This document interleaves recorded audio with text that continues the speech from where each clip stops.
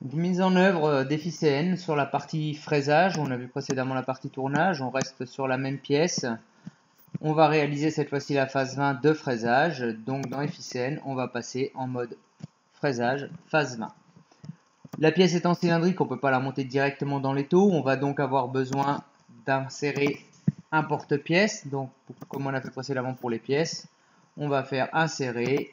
On va aller chercher le porte-pièce de la poignée, ouvrir, le positionner.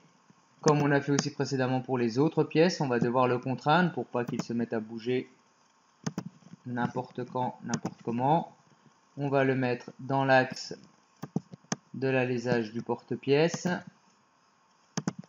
Il est à l'envers, donc on lui dit simplement de le remettre à l'endroit. On valide. On va aller lui dire que le fond de la pièce doit se trouver au fond du porte-pièce. Donc on fait tourner et on va lui dire que ici ça doit se trouver au fond et on valide. Dans un premier temps, maintenant qu'on a positionné le porte-pièce, on va le cacher. Donc on va lui dire le supprimer pour pas qu'il nous pose problème au moment de réaliser la position des origines. Au niveau des composants, notre porte-pièce n'apparaît pas puisqu'on l'a importé après la création de l'assemblage. Il aurait fallu l'importer au moment de la création de l'assemblage quand on a importé les trois pièces. La poignée phase 10, c'est notre brut. La poignée phase 30, on ne la voit pas puisqu'on n'a pas encore réalisé l'usinage. Et la poignée phase 20, c'est la pièce que l'on réalise à l'heure actuelle.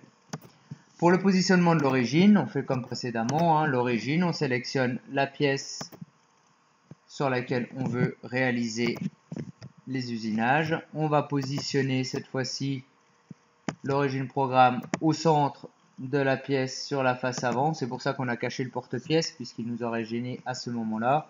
Et on va placer Z perpendiculaire à cette face-là. Sachant que Z plus est dans l'autre sens, on va lui dire de simplement retourner pour nous positionner en position machine directement.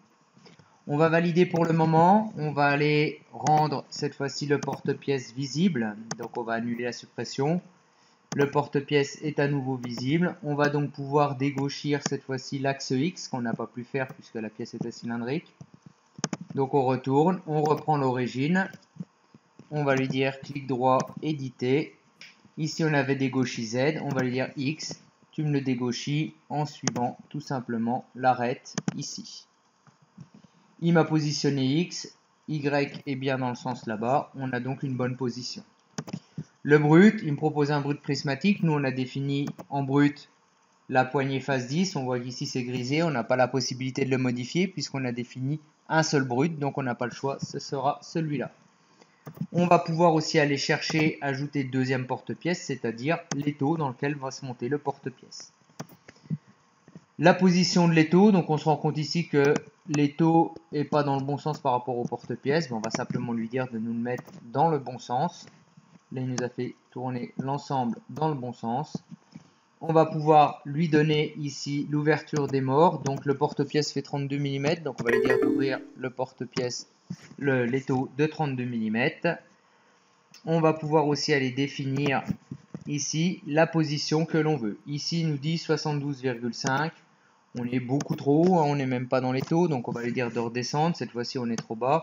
À nous de trouver la bonne position pour que le porte-pièce dépasse de l'étau. Là, il dépasse de trop de l'étau. On va avoir des problèmes de serrage à ce moment-là. Donc, on va lui dire de redescendre un peu plus bas. 30, c'était trop. 20 mm. En vérifiant, on n'hésite pas à le reprendre plusieurs fois pour trouver la bonne cotation. 20 mm, c'est encore un petit peu de trop. 10 mm, c'est peut-être un peu juste. Donc on va faire 12. Tout ça, ce sont des réglages que l'on aura à faire de toute façon sur la machine. Oula, j'ai mis un chiffre de trop. On va lui retirer le chiffre de trop puisque là, il est carrément parti en haut. On se rend compte aussi que son décalage en Y n'est pas totalement bon puisqu'il n'est pas en appui contre le Morphix. On vérifie qu'il est bien en appui contre le Morphix. C'est pas toujours le cas. C'est toujours pas le cas plutôt. Donc ici, si on lui dit Y, non, 0 c'était pas bon, il s'est décalé dans le mauvais sens en fait. Donc ici on va lui dire moins 5. Non, donc c'est bien plus 5. Alors attention, le sens positif sur l'assemblage ne correspond pas forcément au sens positif sur la machine. On va positionner décalage en Y pour vérifier, en X plutôt, pour venir le mettre au milieu de l'étau et ne pas abîmer l'étau. Une fois que notre mise en position est faite, on peut simplement valider. Et là, nous retrouvons la position, notre porte-pièce montée dans l'étau comme il se faut avec le porte-pièce qui va avec. On va pouvoir attaquer les usinages. Donc contrairement au tournage où on sélectionnait tournage et après il nous calculait le profil de la pièce, là on va devoir d'abord sélectionner la surface que l'on souhaite usiner et lui dire fraisage. Pas même principe que pour le tournage, on va aller sélectionner l'outil que l'on souhaite utiliser. Donc là on va faire un surfaçage, on va prendre une fraise à plaquette surfacée, Sandvik en diamètre 50, à vous de voir ce dont vous disposez à l'atelier pour choisir les bons outils.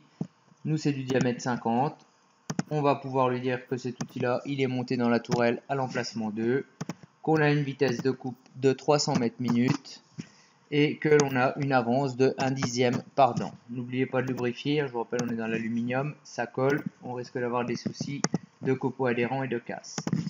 On va choisir l'opération surfacée. Il n'a pas reconnu exactement le brut, donc c'est pas grave, on va lui dire qu'il y a 2/10 à enlever, qu'on fait une passe de 2/10. Ici, il prend le profil fini, pour le moment le profil n'est pas fini, nous ne l'avons pas encore usiné, donc on va lui dire de tenir compte du profil brut. On voit qu'il nous le fait en 3 passes. Déjà on va le faire en aller-retour, ça évitera des mouvements aléatoires qui servent à rien. Notre fraise faisant 50, on va modifier les paramètres ici de telle manière à réussir à faire ça en une seule passe. Notre fraise faisant 50, du 40, on peut l'usiner en une seule passe. Donc à vous de trouver les bons paramètres pour pouvoir le faire. On valide. Notre première opération de surfaçage est faite. On va sélectionner un côté de la pièce. On va lui dire fraisage. C'est pour usiner le profil du contour. Donc là, il nous propose, est-ce qu'on veut la surface de droite avec, la surface de gauche avec, ou est-ce qu'on veut faire tout le tour de la pièce? Nous, on souhaite faire tout le tour. Donc on va sélectionner tout le tour. Repérez-vous bien votre dessin de définition pour le choix des outils. Nous avons des rayons intérieurs qui font 6 mm. Donc, si on veut faire une ébauche plus une finition, il nous faut laisser une surépaisseur entre l'ébauche et la finition. Il nous faut donc une fraise inférieure à un diamètre de 6 mm. C'est pareil, n'essayez pas d'inventer les outils. Voyez ce dont vous disposez au niveau de l'atelier. Cette fois-ci, on a une fraise en ARS, donc on va se contenter de 60 mètres minutes en avance. On usine du profil, donc on va mettre que 5 centièmes au niveau des avances et on va pouvoir lubrifier. Ok, avec cette fraise là, que peut-on faire? Contourner, ajouter. Il nous reconnaît donc le profil, on va arriver en tangentant, c'est toujours plus propre. On va lui dire de nous laisser 1/10 pour la finition et on va prendre des passes de 2 mm de passe. On a une fraise de 5,5, plus on risquerait d'avoir des problèmes de casse. C'est pas la peine de descendre 1 mm en dessous de la pièce, ça fait beaucoup. Maintenant, vu qu'on va laisser 1/10, on va refaire la même opération, contourner, ajouter pour faire la finition. Cette fois-ci, on va toujours pareil, arriver en tangentant, toujours en dessous 5/10, ça suffit. Par contre, on fait tout en une seule passe et on ne laisse rien sur le côté, ce qui va nous permettre de faire la finition du profil. Donc là, on lui met bien 0. Sur ce même profil, on a un chanfrein à faire. Donc on va sélectionner le profil. On va aller chercher l'outil. Donc nous n'avons pas de fraise à chanfreiner de petit diamètre. Donc nous, on a choisi de le faire tout simplement avec un forêt à pointer à 90 degrés de diamètre 6 mm. Ce qui nous permet de faire les petits rayons dont on a à faire. C'est l'outil numéro 4. On tourne à 1000 tours avec un forêt à pointer. Et on avance, cette fois-ci, on va avancer seulement à 2 centièmes. Nous n'avons que 2 dents et c'est un fort à pointer, n'est pas fait pour chanfreiner. Donc on va se contenter de 2 centièmes. Avec ce forêt, on peut contourner le profil, ajouter. La particularité, cette fois-ci, on va arriver toujours en tangentant. La particularité, c'est que ce n'est plus une surface haute que l'on souhaite faire, mais c'est une surface chanfreinée. Donc on va lui sélectionner ici, lui dire que l'on souhaite de faire un chanfrein et que la profondeur de passe, on souhaite la prendre en latéral. On peut choisir aussi de la prendre en axial. Attention à votre choix, ça va influer sur la jauge de l'outil.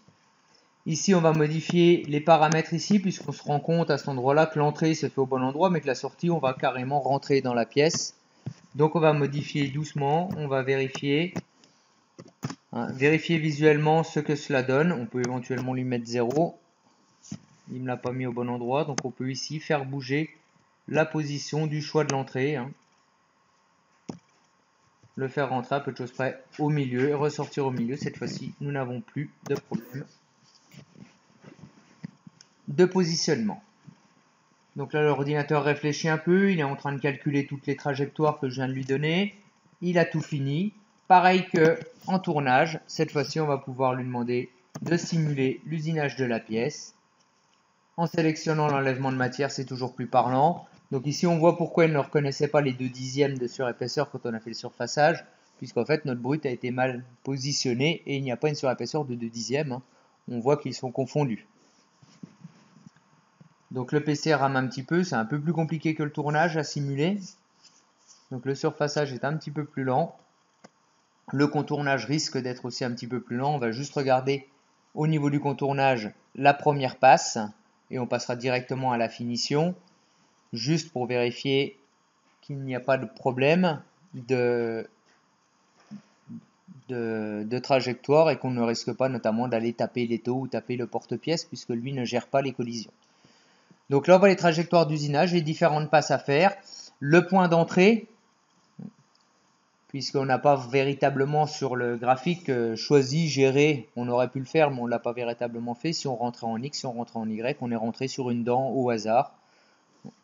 Donc ici, on peut vérifier la simulation. On peut faire pareil concernant la simulation de la finition. Donc là, le PC rame un petit peu, donc je vais passer. Et on peut faire exactement la même chose sur la simulation. Donc ici, on va voir la trajectoire pour la finition. Donc toujours notre fraise de taille de diamètre 5,5. Et on peut faire la même chose pour la simulation du chanfrein. Alors sur la simulation du chanfrein, on ne verra pas le chanfrein apparaître en 3D, tout simplement parce qu'on n'a pas pris une fraise à chanfreiner, mais on a pris un forêt. Voilà pour cette simulation et cette mise en œuvre d'FICN au niveau fraisage.